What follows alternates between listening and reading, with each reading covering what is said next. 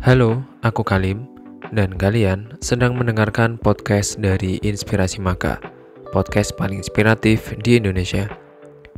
Sebelum kita lanjut, seperti biasa, aku sarankan kalian untuk subscribe dulu dan aktifkan bel notifikasinya biar kalian selalu update video terbaru dari Inspirasi Maka. Selamat mendengarkan.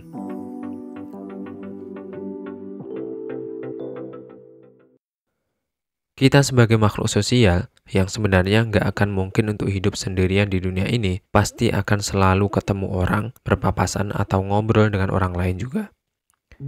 Seintrovert apapun kita pasti tetap akan berinteraksi dengan orang lain.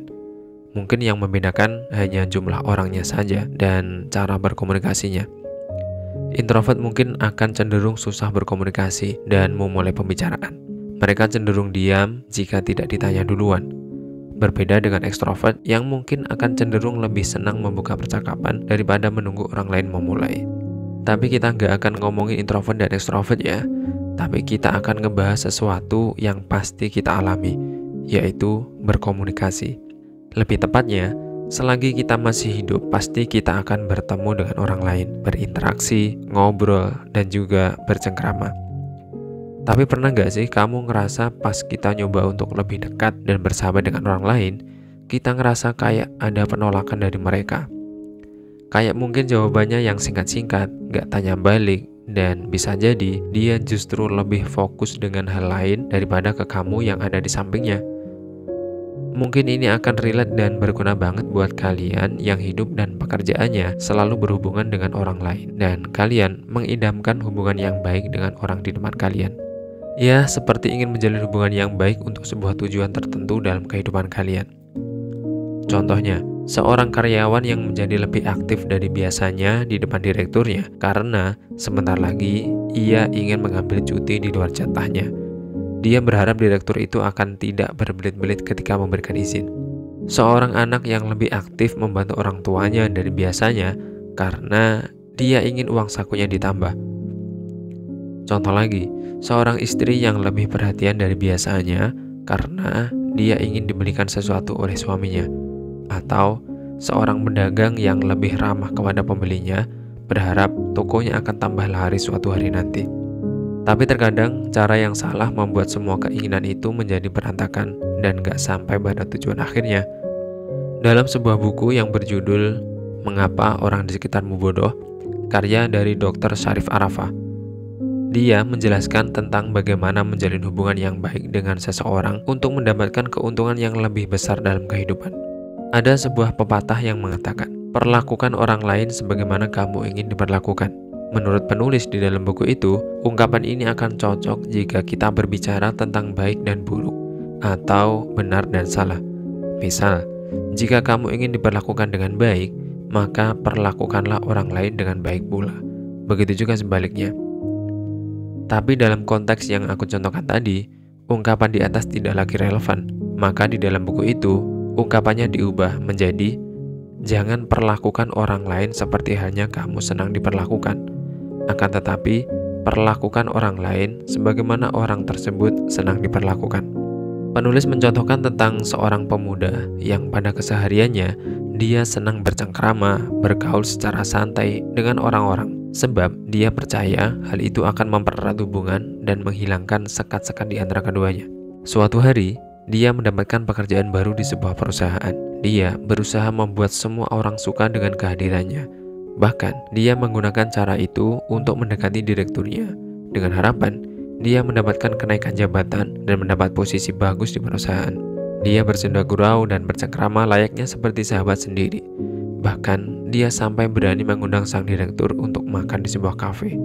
Beberapa hari kemudian, dia mulai menyadari bahwa sang direktur itu justru seperti menjauhinya dan berusaha membuat tembok tebal pembatas antara sang direktur dan dia.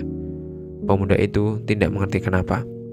Namun yang pemuda itu tidak sadari adalah sang direktur tidak menyukai perilaku pemuda itu karena akan menghilangkan wibawa direktur di mata karyawan-karyawan lainnya. Jadi, dia menegaskan batas antara atasan dan bawahan. Pemuda itu menggunakan cara yang ia senangi, dan bukan berarti cara itu juga akan disenangi oleh direkturnya. Di sisi lain, seorang karyawan sama-sama menginginkan kenaikan posisi.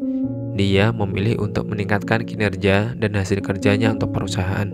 Secara tidak langsung, perkembangan itu diketahui oleh sang direktur dan dia justru ditempatkan di posisi yang lebih tinggi dari sekarang. Jadi intinya adalah, untuk sebuah tujuan tertentu yang ingin kamu capai dari seseorang, maka perlakukanlah orang itu sebagaimana dia ingin diperlakukan. Pertanyaannya adalah, bagaimana kamu tahu apa yang orang lain senangi? Jika dia orang yang baru kamu kenal, bagaimana kamu tahu karakternya dia? Mungkin di era yang serba digital seperti sekarang ini ya, kita dipermudah dengan media sosial. Kalau kamu bisa membaca, maka kamu akan menemukan minat dan kesukaannya dari postingan-postingan yang dia buat.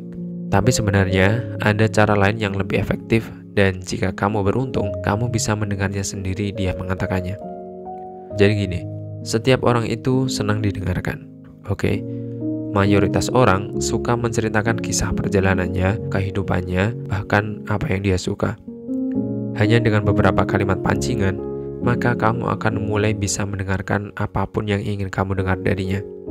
Dalam konteks ini, mungkin kamu dalam posisi jadi objek, dan biarkan dia jadi subjeknya. Biarkan dia yang berbicara, dan kamu yang bertanya. Dalam konteks ini, mungkin kamu memang harus mengalah untuk tidak bercerita. Tapi yakinlah, ketika hubungan itu nanti akan mulai terjalin dan akan terus bertambah semakin kuat suatu hari nanti, kamu akan mendapatkan hampir semua yang kamu minta darinya. Kamu akan mendapatkan keuntungan dari hubungan itu jauh lebih banyak tanpa dia sadari.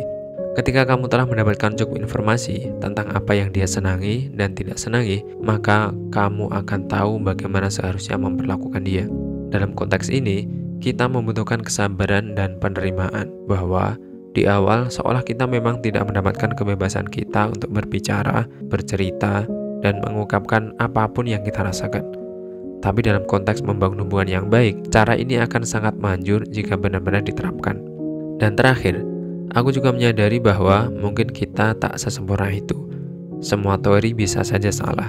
Semua teori bisa saja akan error jika diterapkan. Tapi jika kita masih bernapas, maka sudah menjadi kewajiban kita untuk bangkit, mencoba, dan berusaha lagi. Aku sudah menulis beberapa kisah dan tips di bukuku yang aku tulis ya. Judulnya adalah Tenang, Semua Pernah Salah. Dan kalian bisa mendapatkan di toko-toko buku offline maupun online kesayangan kalian.